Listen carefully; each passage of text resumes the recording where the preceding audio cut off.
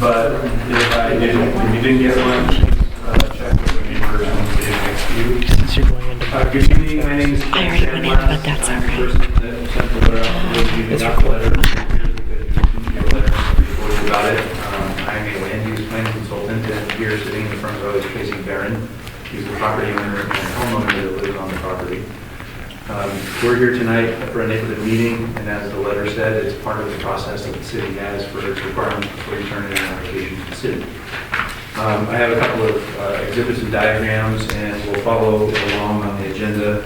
I don't know that it'll be on every 5 and 10 minute block, because some of these topics either have questions about it as we go or don't take that much time. So I'm assuming there's going to be questions. If we can get through the majority of these topics, I'm sure the questions will hopefully get addressed. If not, we have time at the end for questions and answers.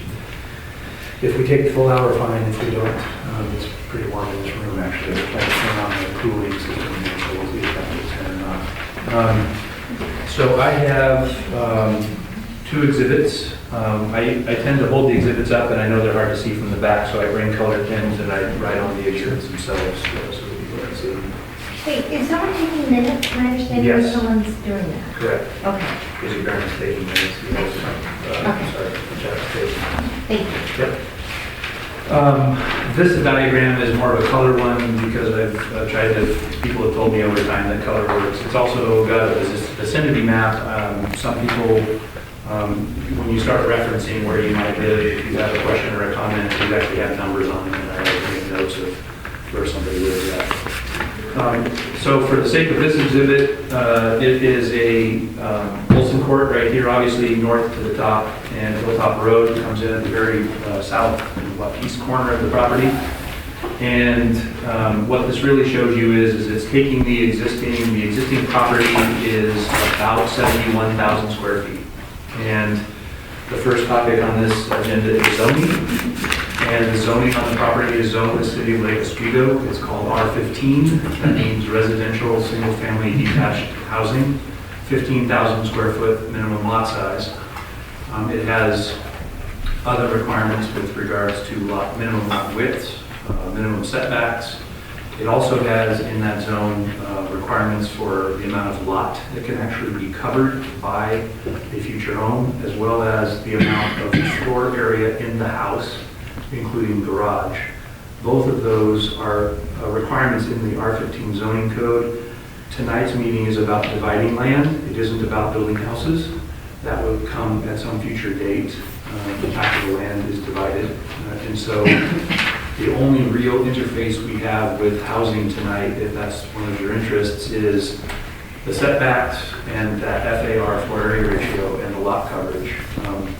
The houses are all, the design of the houses is also influenced or regulated by the code. It has things about which way the garages are oriented and side wall plane sizes, so that you can only have so much of a wall plane before you have to have an offset.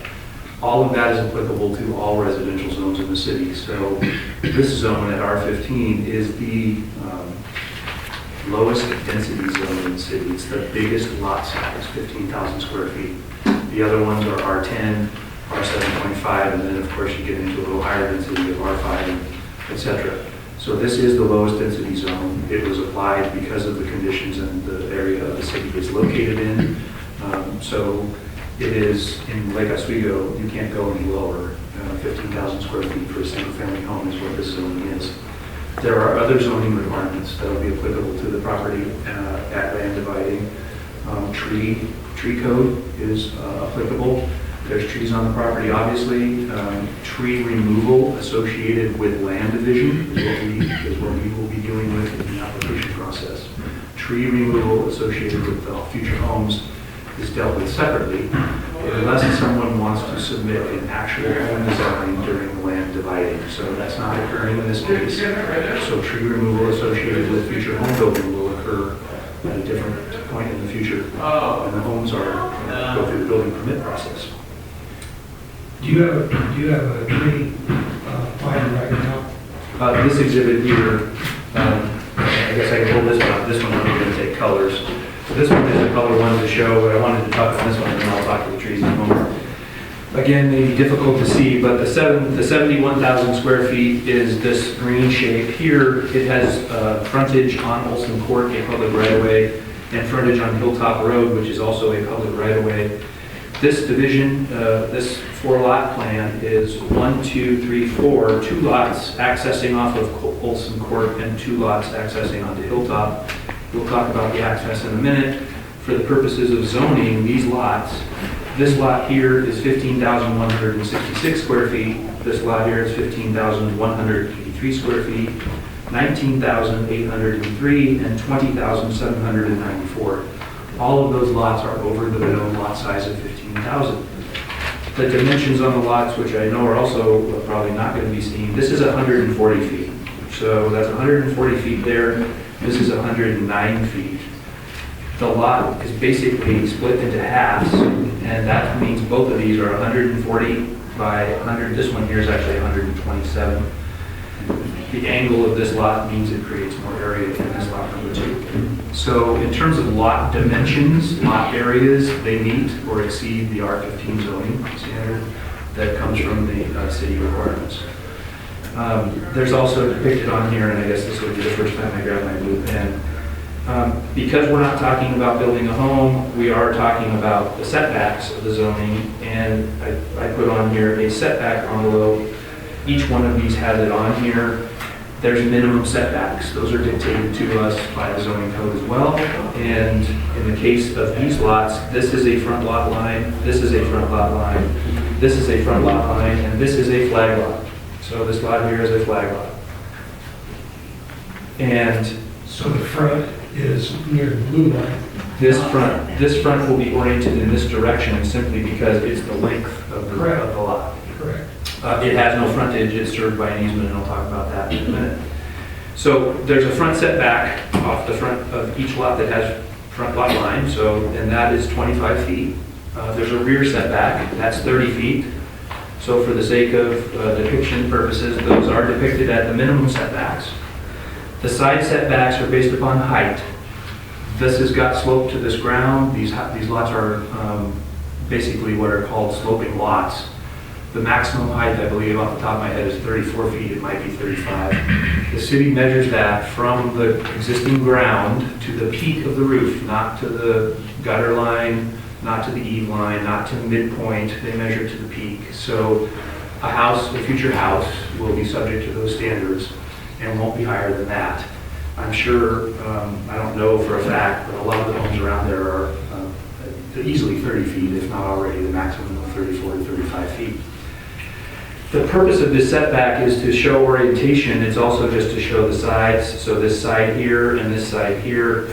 The minimum side, I recall, is 10 feet based upon being greater than 22 feet high. These will be greater than 22 feet high homes, as I just said. So they will be there'll be at least a minimum 10-foot setback. What I don't want somebody to think, and I want to be very clear, is this is a setback, this is not a building footprint. Okay? The house cannot cover this much of the lot. It has a lot coverage maximum. I touched on that a minute ago. The lot coverage maximum in all of the city's single-family zones is 25%. So 25% of the lot is the maximum footprint of a future home. This is obviously a much bigger box than that. The purpose of this box is to show setbacks, only to show lot orientation. So a future home is going to sit someplace like that. It's not going to sit at that bigger black box. That is a setback line. This is 25% of 15,000, so 4,500 feet is 25%, or 3,750. Anyway, the point is that the building footprint will be not that box. It's to show you that that's the minimum setback. The other thing that I touched on earlier is we're drawing footprint is FA, floor area ratio. The city has a requirement that says the size of your lot determines how much square footage you can have in your house. And so it's capped by some complex equation. It will work out to somewhere around, off the top of my head, 4,000 to 5,000 square feet, maximum size of house, both floors, and 600 feet for a garage. That's all dictated to the future building permit. it's not part of this land dividing. But I just want to make sure that that's about as far into the future building that we really go, because it's not regulated by the city when we're dividing land. It's for the future building permits. Will you be showing us a setback on all the lots? I can draw that. I can show that. So this is a setback envelope for this lot. This is a setback envelope for this lot. And this is a setback envelope for this lot. Now, again, I emphasize, those are setback envelopes, those are not building footprints. The building footprint fits someplace inside those boxes. Those are just to show you where somebody could site a home within that setback envelope. This one is different. Obviously, the setback is increased. I guess that's a transition to a little bit of the site plan. I haven't forgot the trees, I'll touch on those in a minute. There's an existing easement on the property. It runs here. And this diagram, and I'll go to that diagram in a minute when I start talking about the trees. There's an existing driveway, and it shows on here, and I'll outline it in a minute, but it comes in and goes like this. And it goes up the hill this way to the reservoir right here. So this setback envelope, which is why I showed you that, can't encroach into the existing easement. So it's further north than the minimum setback. It also does not come all the way out to the road, and I'll touch on the reason for that in a minute. The site plan purpose for access is here. It's a 20-foot easement and regulated again by the city, a 12-foot pavement to serve 2 lots. Both of these lots will be served on this driveway here. It'll come off of Olson Court. This one will enter this way, and this one will enter into this way, and that's a 12-foot paved driveway with 4-foot gravel shoulders. And again, that is the minimums of the city standards and codes. The same thing over here. Right now, Hilltop Road comes up and goes like this into the property. And the existing home is here, and I'll outline that in a minute as well. This is the proposed 12-foot inside of the 20-foot easement here to connect into the existing hilltop in the right-of-way, because this is the existing right-of-way here, and it goes wider down here. So this 12 feet is 12-foot pavement. I think 10 of it is in the right-of-way, and the other is not. It was placed there instead of entirely in the right-of-way so that this existing row of vegetation could be saved there, so that you don't see you don't have there's no reason to take down the existing vegetation if you have an ability not to. And that's, so this basically has a little bit of an extra easement over just this lot. And then it's a 12-foot driveway on both sides. No change is proposed to this access down here. It's not serving anything to do with this. It's already serving existing housing. Somebody's house is probably here, and the existing reservoir there. That easement's a separate issue. It will be over this lot, but it's not being used for access. Site planning wise, it's not a super complicated site plan. On lot number 4, you're building the 15,000 square foot, what do you call it? Setback envelope for the size of the lot? Envelope, did take into account 30 feet on the up side of your map and 25 on the down? It actually does more because the flag code, and I'm glad you asked that question, the zoning code for flag lots has an additional standard because they are flags. And depending upon which zone you're in, they do a total of both sides and the rear, and it has a minimum of, I can't remember again off the top of my head, it might be 50 or 55 feet.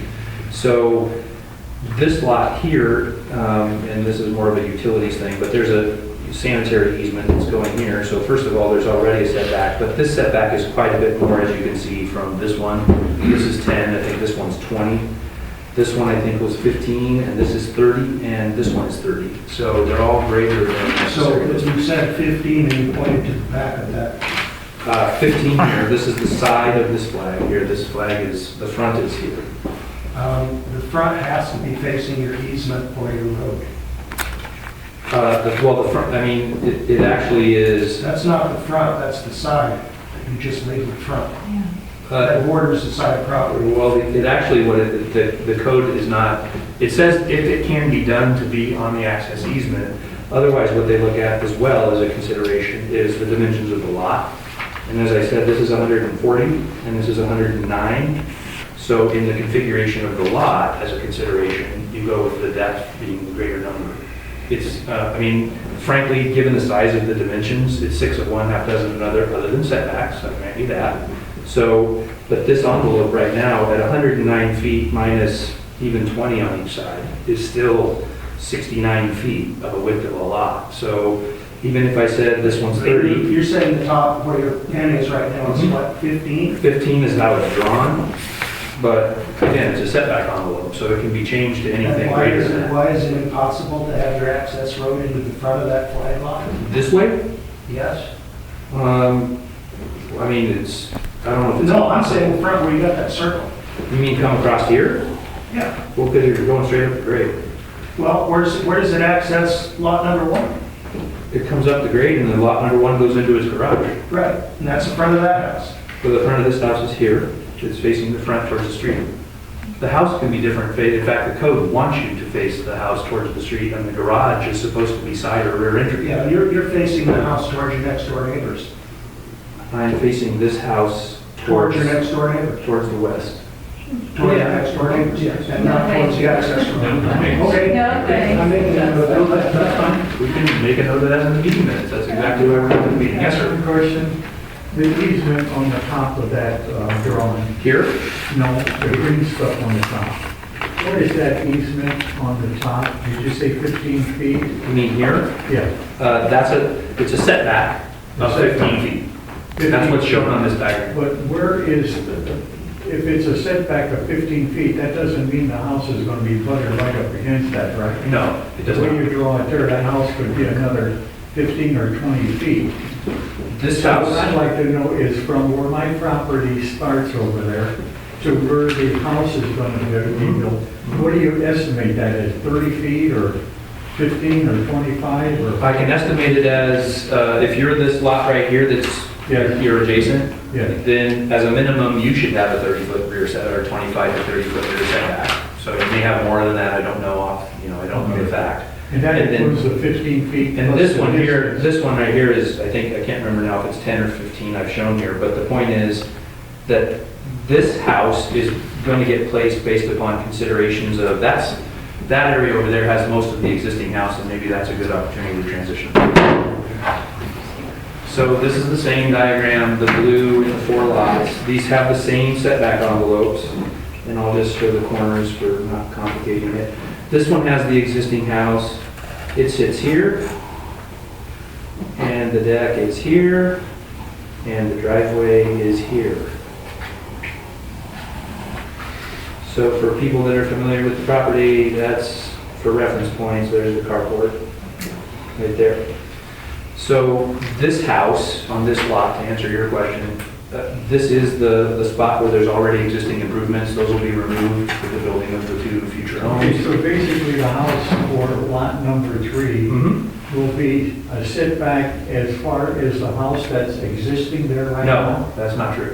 I can't That's say not that. true. No. Well, then where is it going to be? How much closer Well, to that? I'm showing you tonight that it's possible to have a setback here, and again, it's 10 or 15 feet. It looks like I've drawn this one at 10. But it's As 10 far or... as it adds up to 50 by putting the front on it.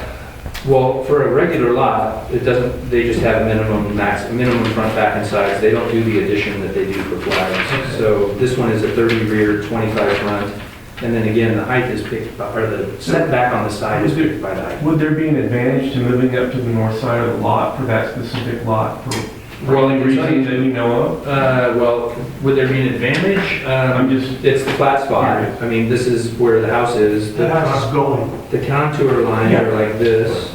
I'll just draw some 10-foot contour. because there's lines. nothing theoretically stopping someone from building that. No, not theoretically, but there is practically, here's a what says is a 26-inch tree and a 42-inch tree right there.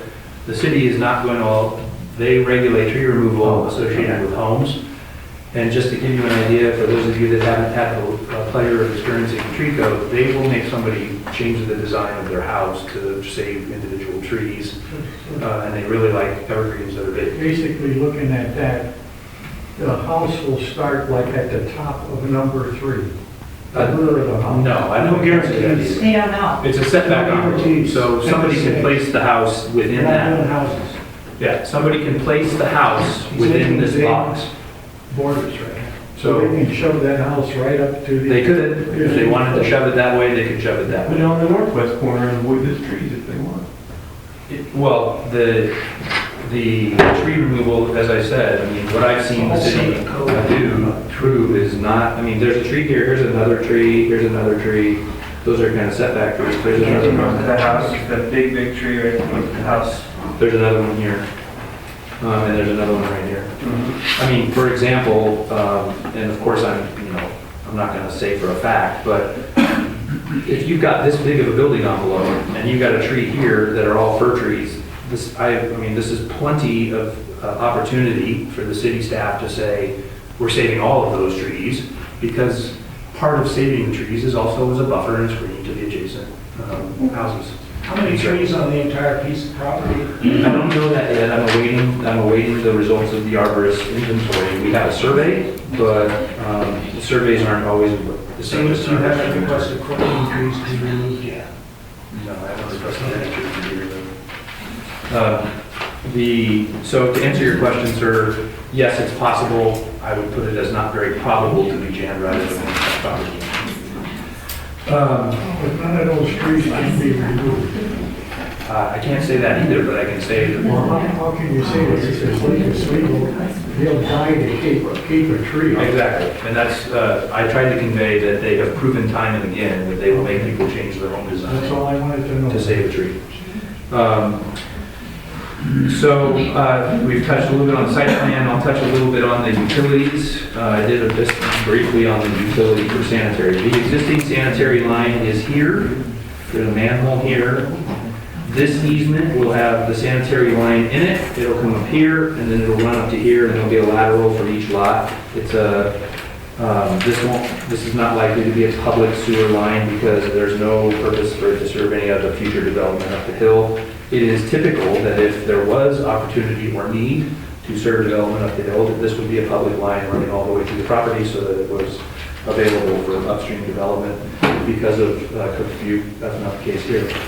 Where does the current home get its services? Tracy? Where's the existing home get its service? Is it sanitary sewer or is it on a septic? The sanitary sewer. Okay, so it's, I don't know if it's a pump or not, I didn't mention that, but it's running downhill. So there's a sewer, there's a line here for a reason, and that's already there. So I'm assuming there's a lateral that runs through there. We don't typically survey laterals because in this case, we'll be doing ones anyway. So that's sanitary sewer, storm, surface water, okay? Surface water and geotech. I talked about geotech, I haven't talked about that. So in concept, the way that the city code works and is required on all development is you have a certain amount of water that is coming off of the property now, and after development, you have to collect, detain, and treat that amount of water and let it off the property at the same amount that it's going off now. So this has a certain amount of impervious surface to it. It's going to be a stormwater, it's called a stormwater report. It's not done yet. It's going to have to be engineered, and it will calculate all the existing impervious, what are called impervious surfaces, rooftops, driveways, sidewalks, patios, and that will form the existing. Then you come in and you calculate, in this case, they'll calculate the 25% maximum lot coverage and say that's the amount of square footage on each lot. Yes, sir? I have a question with regard to sanitary sewer. To serve your easterly lots, the two up on the hill, are you going to run individual services up through the westerly lots, or are you going to run public sewer? So far, from what we understand from the city's pre-app is that this will be like this is an 8-inch line running here. This will be like a 6-inch line with a clean out, and it'll be individual laterals. There is no need, as I said a few minutes ago, to run a public line all the way through the property. Okay, will the 6-inch line be a public sewer then? Public sewer? No, not to my knowledge. Well, how will you have a sewer ending in services without it being a public sewer? I'm not sure how to answer that question. I mean, we have a sewer, I said it's a 6-inch line that's serving 2 private homes and has a clean out, or I guess serving 2 private homes with a clean out, and then an individual, 4-inch line to each Okay, the home. line to the cleanout, Mhm. before it gets to the cleanout, will be a public sewer. Okay, And the cleanout will also be a public cleanout. okay, well, that'll be, Services will be services. okay. My question is, how are you dealing with the requirement of the engineering department with regard construction of public sewer within easements on private property, which is basically prohibited? All I can say today is we've not been made aware of that by the city, so I'd have to see what you're basing that on. I don't know that to be a requirement. The city, as I said, we had a pre-app. And we talked Okay, about it is a requirement Okay, for your information. okay. So, well, I guess that'll be a nice note to make in our meeting notes, and we'll get to the bottom of that. That's why we have these meetings. You can talk with the engineering concern, and I would be interested to know if in fact they will back off on that requirement. Okay. Well, Let me just make sure I'm clear. What exactly was your specific question? Well, the question is, how are you going to construct public sewer within an easement on private property in contradiction to the engineering department not wanting to allow private sewer to be constructed within easements on private property? And that's as a result of the recent sanitary sewer comprehensive plan. okay, thank you very much. We'll figure that one out. Okay.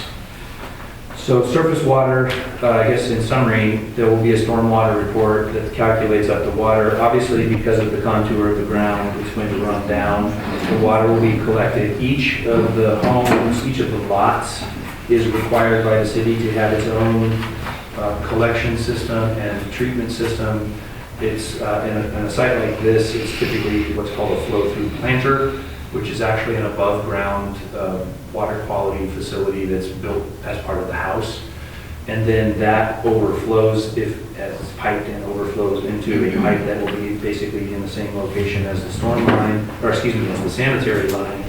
And then it will come down here for the driveway, and the roads, they will get picked up down here in a small stormwater swale. And this is a placeholder to show that one, the storm water from the site will run downhill, and 2, the location of where there'll be a storm swale, and it will collect up the water from the driveways and any sort of overflow that comes from the flow-through planters on individual lines. Yes. I live on Olson Court. That's a concern to me. Would I have to worry about flooding in my area then? Because your water is going, Right. with global warming and all these changes, how's that going to affect my property? Valid question. The city requirements, and it's, to try to say this without getting a bunch of technical details, but as I tried to convey earlier, we can't let any more water off of the property after development than is coming off the property now. So that's why you see these kinds of facilities. That's why you see, as I said earlier, each lot is going to have a facility on it for stormwater collection, treatment, and detention. This one is a swale. It will probably not be a rectangle. It's not a pond. The city doesn't like ponds. They want to see things that look more meandering. And it will be part of the engineering of the driveway here. And it'll probably look more like this because there's some trees down here. And the city isn't going to want to see us taking trees out. So is there a possibility that we may need to get flood insurance or anything like that? I have not heard of people having to get flood insurance because of development. I'm not going to say that somebody should or shouldn't, but I have not heard of people having to do that. My property is on a flat piece of land, and when the rains come, I'm having horrific rains coming down. So you're further down, Olson? Yes. On the part that's down towards Yes. Childs? Okay. Well, not towards, Oh, down towards the intersection? Okay, I'm 'cause the that's where first it's house flat. that rounds the corner, and so I'm on a flat piece of property. Mhm. And so I've seen a lot of horrific storms. Mhm. I've had problems with, it's a long story, I'm just concerned because I lived in a different part where flood insurance was mandatory. Mhm. Well, just as a general statement, typically flood insurance is mandatory if you're in a flood designated Mhm. floodplain, Right, and then they have a FEMA requirement for Correct. flood insurance. Yes, I'm not I'm sure aware of that that. you'd be located there, but right, I know there's some areas down on Childs Road that Right. definitely are. right. Yes. How are you planning to handle the water during construction? Is that something you can talk about now, or? You mean the water, well, Because I understand you have the plan for when the homes are all done, but what about during construction? well, I mean, like, on a site like this, first of all, there isn't any new surface created until the construction is done. So Oh, okay. part of the construction is to build a facility like this. Okay. And so, plus there's what are called erosion control requirements, there's reseeding requirements for the grading permitting process. And so what you'll see as part of the land use application, and I actually don't see, I put it on there, but an agenda topic is usually process steps. And I'll touch on those in a minute, but one of them is, this is the land use step, and then after that, there's an engineering step, and that has to go into very detailed analysis and plan approvals and reviews. Okay. And then there's permits that get issued, and those all have conditions, and some of them are, you have to have erosion control up, you have to have the reseeding activity in areas where you are impacting soil, and they even go as far as to say, don't do it during certain times of the year. Yeah. Okay. Tracy had said that you've commenced an engineering evaluation, presumably a geotechnical Correct. We're evaluation, required to. a slope analysis. Mhm. Required. But there won't be any grading or anything like that until you get to the application Construction. for homes, Uh, construction? That, I'll just go process now, because that's also a process question. So this meeting is, as I said at the beginning, the very first step in a city process that has to be gone through to divide and then develop land, and then ultimately build on land. So if you want to characterize this as the land use step, that's what we're going through. This is the very first step of the land use step. After that, then you go into the engineering step, and then the actual site development step, which is where roads get, driveways in this case, 2 driveways get built, and a sewer line gets built, and a storm swale gets built, and a water meter gets put in. Those are related to the development of the land. So if you're... Theoretically, you wouldn't have to build a house, you just leave it like that. Exactly. Develop lots. Exactly. All right. And at that point, and it's a real estate question at that point, it isn't a land use question. But do you have any of these reports now? No, we're still waiting for them. We always do this meeting first because, Okay. as I've said a couple times tonight, I need to get information. I just wondered because, to follow up on the comment, Tracy's been very disclosing Mhm. to us, and he said that he's penciled it out as to 4 lots. Mhm. And when I suggested, well, in keeping with the rest of the neighborhood, 2 lots would fit and would fit the character of the neighborhood, and he said that didn't pencil out. So as long as we're sharing, is there some way I can figure out what the pencil out was for 4 that made it better than 2? I think I would call that a very focused question, I guess, is the fastest way I can describe it. The way that I characterize that to most of my clients is, I'm a land use person, they have their own black box. Each person has their own black box about real estate, and what they decide is a, pencil out, if you want to call it that. But they put it through whatever their analysis is. They usually do that if they're astute. They do it before they even buy properties. He happens to live here, so as a homeowner, his black box, as I call it, is probably different than lots of people. If this was a straight investment buy, then somebody would have run their numbers out and probably sharpened their pencil a little differently than this man has.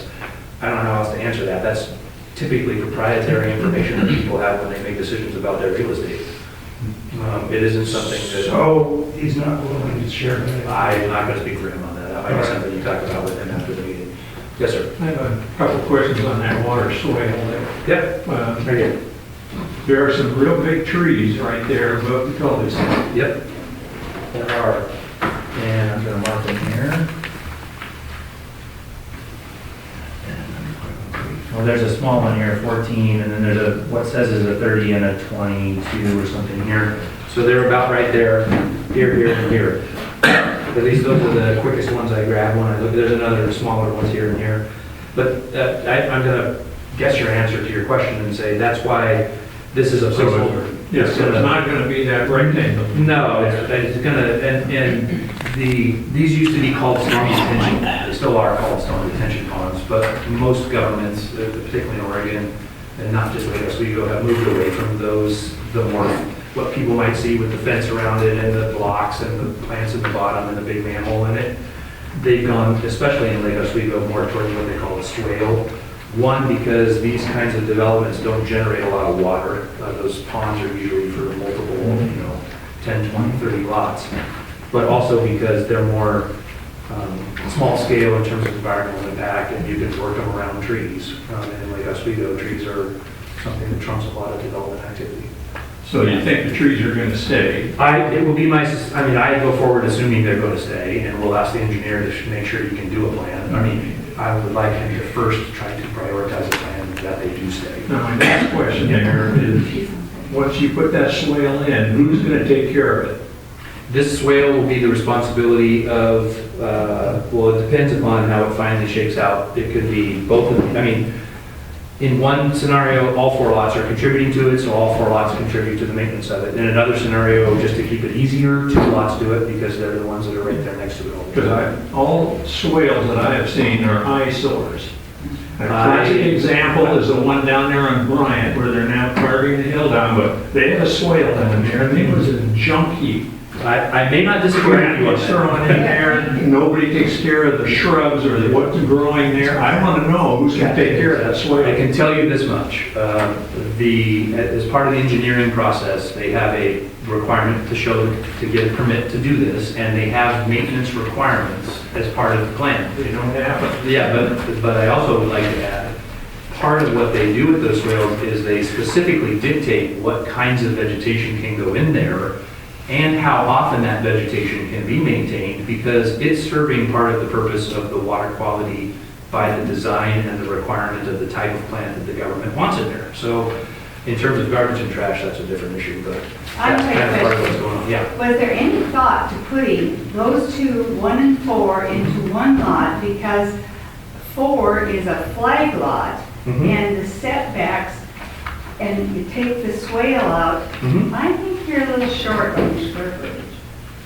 Well, I think it would sell well, and it would be an asset to the whole community. okay, well, so we'll make a note of both of the inputs about potentially what's the 2 lot, we had input on what should be 2 lots, and now we've got input on lots 1 and 4 could be combined into one. Combined, thank you. So those two. Yes, sir. For your information, my reference for the sanitary sewer, if you want to make a note, it's in the Corolla Master Plan. COROLLA. Thank you. Master Plan. Did I see somebody else's hand or no? Oh, so, Yeah, I'm John Bartho, I'm the neighbor to lot number 1, down here? down here, yeah. Okay. And Mr. Sather who just talked, he's the other neighbor on the other side between 1 and 4. Okay. I think, So we'd feel like the character of the neighborhood would be better if we reduced the number of sellable lots, first of all, so I would chime in to add on to that that. one. Okay. I'm also concerned about the swale because it is only 4 homes, but you see some swales and they end up they look like jail cells. And they serve the water well, but I'm not sure what else they serve. Right. And just if I could interject there, that's kind of this, you just did a better job, I guess, than I did of describing the difference between a detention pond and a swale. A swale is something much more like what was described down on Bryant, which is Right. like a swale. And then the jail cell is like a jail cell. Right. So for sure, Excuse me? noted the character of the neighborhood.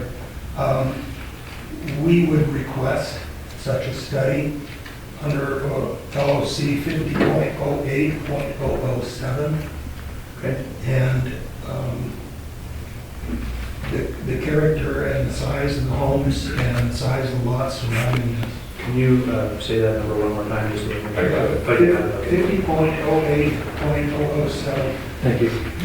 And the building orientation that I mentioned before, On lot 4? on that one, where you've got to turn sideways, see LOC 50.07.007.2.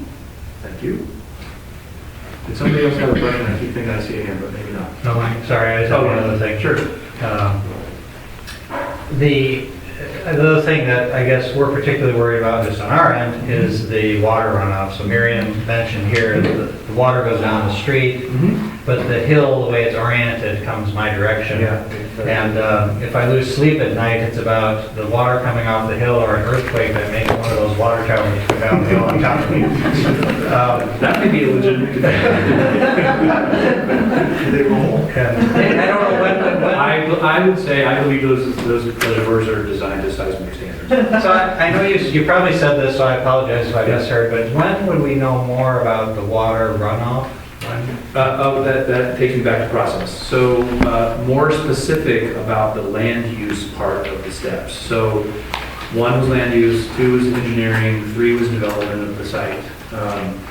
The land use part, which is what we're starting now, this is the first meeting. It's supposed to be conceptual. It's supposed to get information in exchange.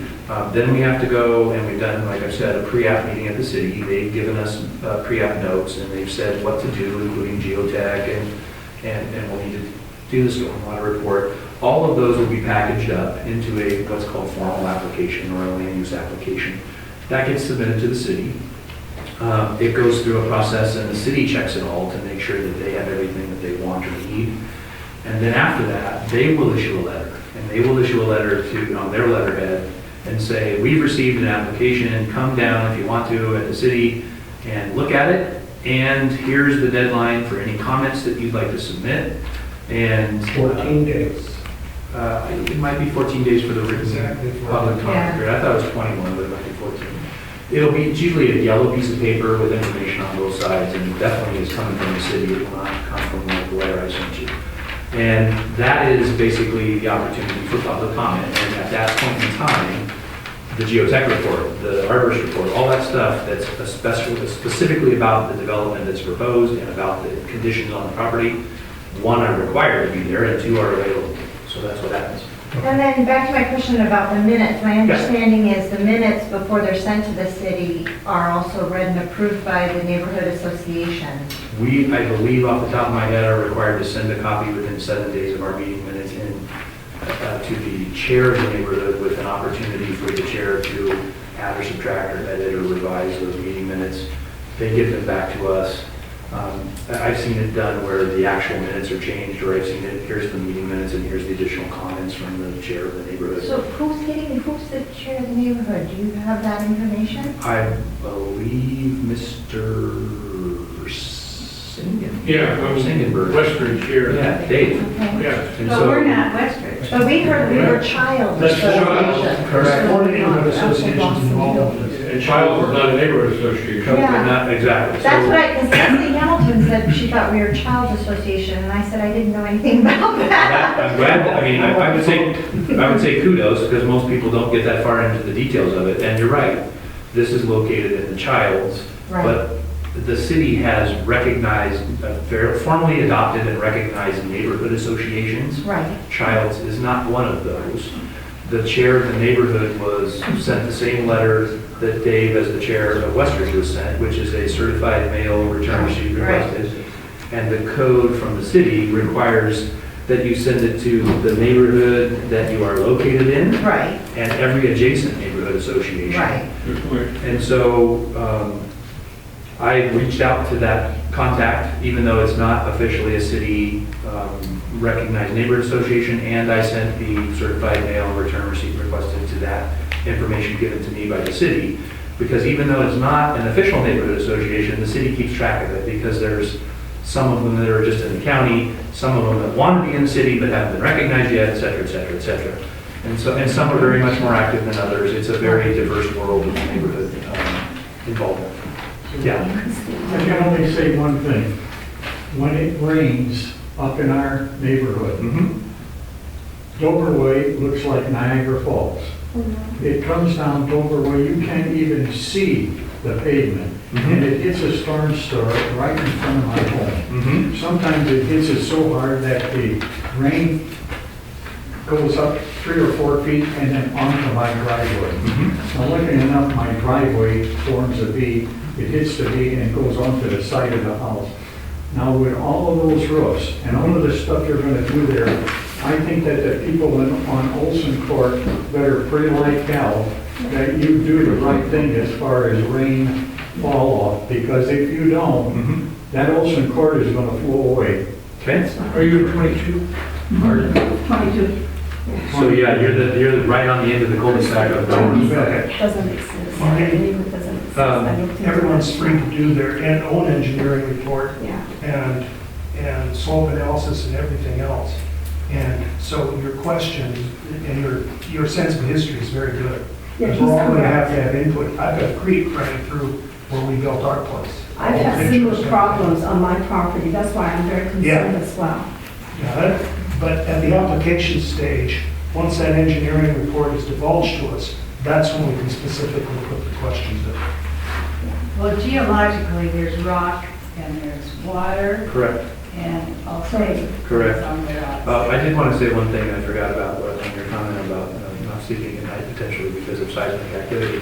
One of the things that will happen, which will change the conditions out there, is the future homes that get built because of the ground that's out there. They will actually be creating what amounts to be a collection system around each of the foundations. Not only will the foundations be seismically, to building codes, but they will actually act as a place to pick up groundwater because they have to have drainage around the foundation. So it's not a solution per se, but it's a difference in conditions, and it will make a difference because whatever that water is that's coming there is going to hit a block basically, and it's going to catch it and push it in this direction. So that way, sort of, it's different. Yeah. Yes, each month I send a check into the Lake Oswego City. So I'm wondering your comment about Olson Court not being a part of the city, or did I hear that incorrectly? I need to clarify that. I appreciate your question. You are in the city. Yes. You are not in a city-recognized neighborhood association. So yes, you are paying them money every month and every year on your property taxes. It's not the same as a neighborhood association, which is a legal subset of the city. Doesn't exist.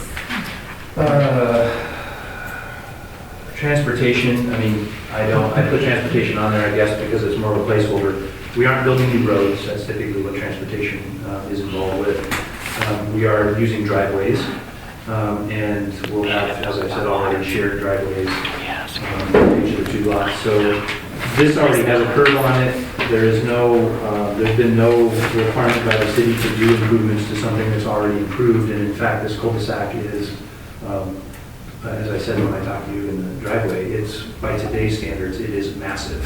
It is one of the bigger cul-de-sacs that I've seen. And I understand why, when it was built, was different, and also there's some grades going on there. So it's a very big cul-de-sac. Yes, sir? Did you cover all your utilities? No, not yet. Can we, And I think I know which one you want to talk about, so I will talk about that one in just a minute. Rivergrove water has huge trucks coming there at time, and that's why the cul-de-sac probably is the size of it. That might be a benefit to the Rivergrove Water District truck Yes. sizes, but when that drive road was built, maybe it's possible the reservoir was there when they built it. It was. Okay, well, maybe, but anyway, it's just a very big cul-de-sac. There is no change, there's no change to, no proposal, or at this point, we know of no information that says we're going to be doing anything to Wilson Court because it's already approved, yeah. So Hilltop is not paved, correct? Hilltop is not paved from. So is there any correlation between lot size and improvements and necessity or non-necessity for road improvements? There is no correlation between lot number, total number of lots or lot size. The city limits is here, so the people that are outside of here don't pay city taxes, and the city doesn't have jurisdiction over Hilltop Road. It's, as I said earlier, it's a public right-of-way. It's a public right-of-way all the way down the hill and around the corner, down to Childs, and it's gravel, and primarily because of stormwater, at this point in time, it's our understanding that it will get regraded and re-rocked and gravelled, but, And the county maintains well, yes and no. I've been on that road, I understand. Hang on, we may have a comment on that. It's county-owned but not maintained. Correct. And so what happens is adjacent property owners end up getting the blade and putting in a rock. I mean, there's some people that may live on this road are aware of that. Ken, Hilltop is a public right-of-way, it is not a county road, and it's not a city road. Okay? And I agree with that. That's my understanding as well. The water, let's talk about water.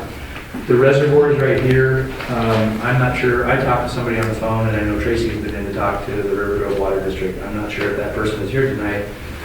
This reservoir, and then there's another reservoir up here, water pressure comes from elevation, is I guess the best way to say it. And this elevation is the same as this site for the most part. It's my understanding from a 5-minute to 8-minute conversation that the water pressure is an issue. To serve this site, it's also potentially an issue with, and I'm not sure which property owner exactly they were speaking of, but it's just simply the fact that the height of the reservoir is what creates the water pressure.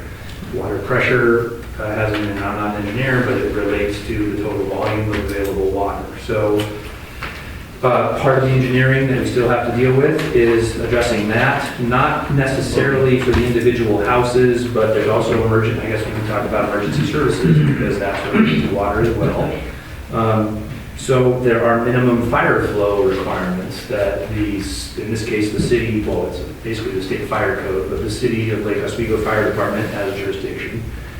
They were at the pre-app. They don't have access issue concerns with what's going on.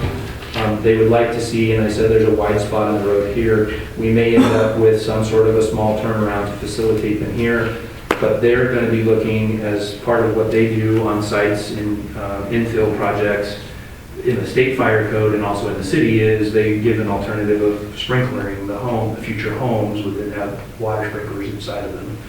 That's available under the fire code, and it's one of the things that we have to do the engineering on to show that we can satisfy the service standards of the Rivergrove. So we have emergency service flows, and then, and what the term I was interacting with was individual booster pumps for the individual houses if they need it, depending upon the flows, and we're waiting to do all that analysis with the engineer. So that information, again, will be part of the formal application.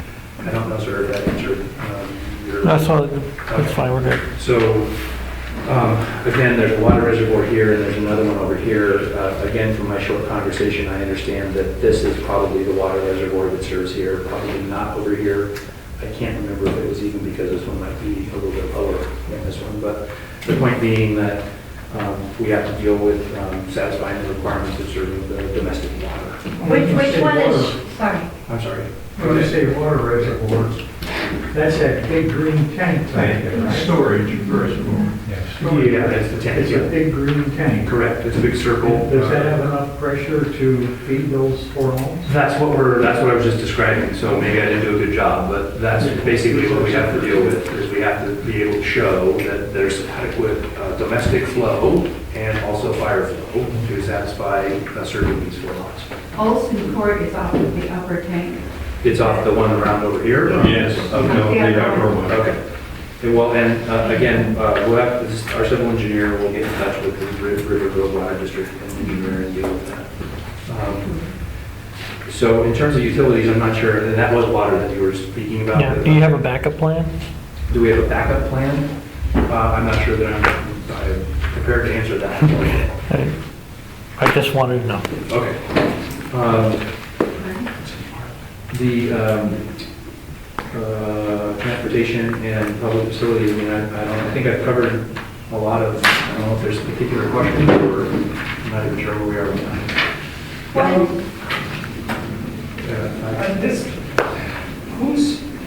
You say Tracy is the property owner. Are there any other property owners besides him? I don't know the answer to that, but I mean, It's a matter of public record, but go ahead. My wife is I'm not on title, my wife is. You're not an owner. My wife is. Your wife's an owner. Who else is on the property? My 2 lenders of mine from Utah, that lend on my business here. What are their names, please? David Law, Gerald D. Okay. And Mr. Sampson said you're not a developer, you're a homeowner. Are you a developer? I am here. This is a subdivision I'm doing, but I don't have any other. Have you done any other developments in your, I've done a development. Is that your in business? is that your business? No, Developing property, distressed property, bankruptcies? I buy homes from bankruptcy. Okay, just so everybody's clear. Thanks. Anybody have a land? Yeah, well, I mean, I wouldn't make fun of it in the sense that, you I'm not know, trying to. we appreciate, first of all, having a meeting and talking to our neighbors, and we're all concerned about our homes, our neighborhoods, our values, and we hope that your home and value increases along with ours, so we appreciate the opportunity to provide input. Yeah, that's exactly what this one is. The end result is obviously important to us, and we don't want homes that would be developed by a person or a company, a set of companies that had a poor track record. That would be concerning. I appreciate that. I'll add in, I guess, I wouldn't call this land use related, but it is a little bit, because when you see lots, as I said very early tonight, at 15,000 square feet in the city of Lake Oswego, even though they're sloped there, of course, those are huge compared to what every place else is doing, except maybe Goodall Road, which has got its own little niche in the market. So with that said, that just given the size of these lots, I would believe they're going to be at least equivalent to or greater than in value of what's out there in the neighborhood now. Also because some of the homes are, not young homes, so therefore those two things combined are going to result in something that's a fairly substantial value. I don't know what that means exactly, but it's not going to be inexpensive. Yes, and then over here. Yes, the lots that are surrounding Olson Court, These two. no, Oh, court here. itself, Okay, yeah. all of them are half-acre lots. Or more. Or more.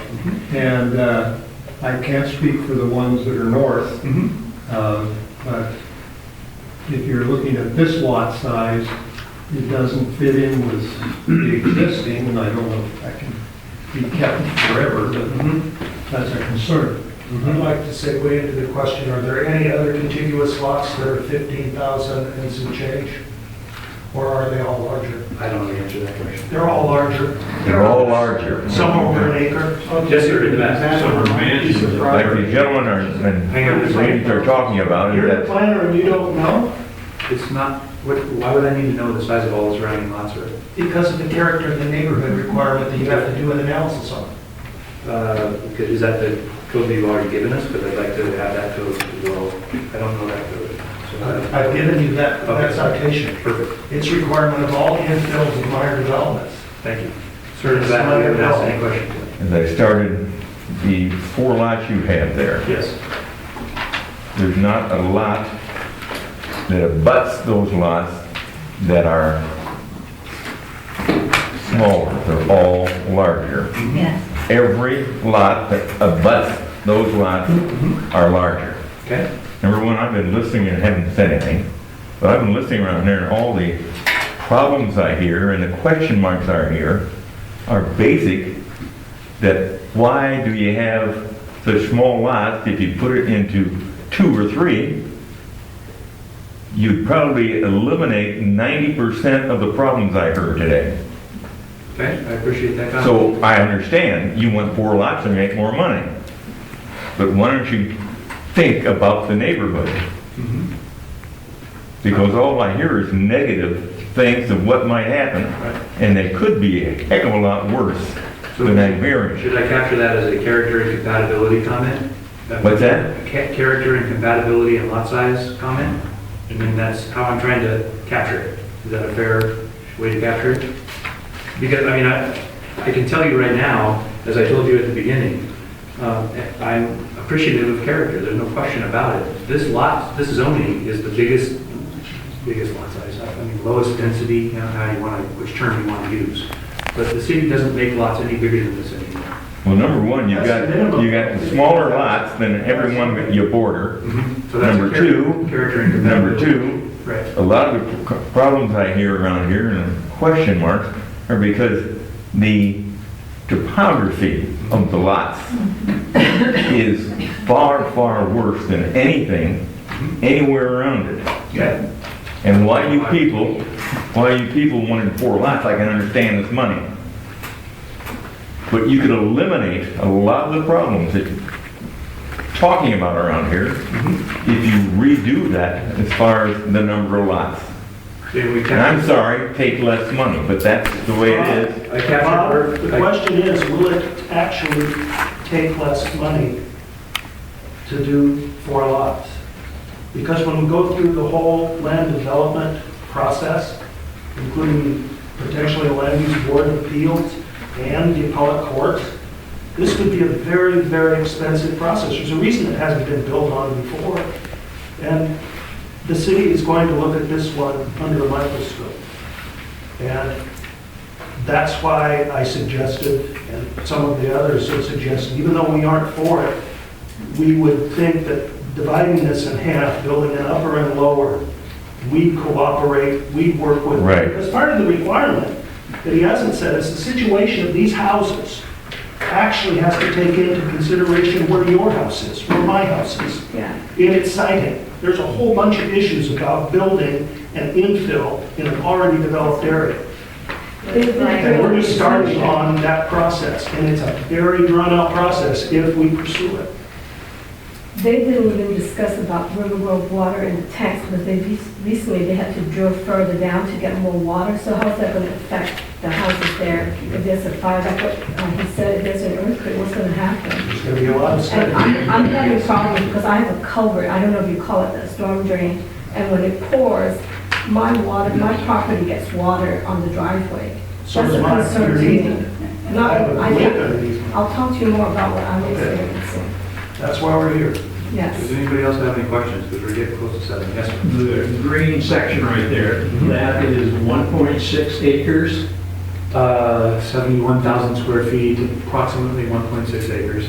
Okay, you divide 4 lots into that, and you're not at R15. Well, You're 15,000 at 4 times tenths. 15,000 times 4 is 60, and we're at 71,000 square feet. So To that's give you an what- idea, talking about acres. you're thinking 1.6 acres and 4 into that. Yeah. Is 4/10 of an acre average for what you're looking at. 4/10 of an acre average. Sir? Yes, To give you an idea, my property is just north of that, right there. and it's 35,000 square feet. 35,000. You're on the Just end. under an acre. You're on the end of the Almost cul-de-sac. every house Yep. on Dover Way, it has to be 30,000, Right. 40, I'm 35,000. And so is my neighbor, he bought 2 lots, that's over 40,000. Just every piece of property, and that's what worries me. And don't be shy about this, because you keep saying, well, I hope it will increase the value of our property. Tell me we're putting smaller sandwich lots and smaller houses right smack together. Sure, somebody will buy them, but people live in their cars too. But the problem is it's going to bring down our values, and that's why we're here. It's personal to us. They're developers. They don't care. Ultimately, they're going to get out. We're going to be left there, and this is going to make an impression on us. And that's why we're talking to the city at this point.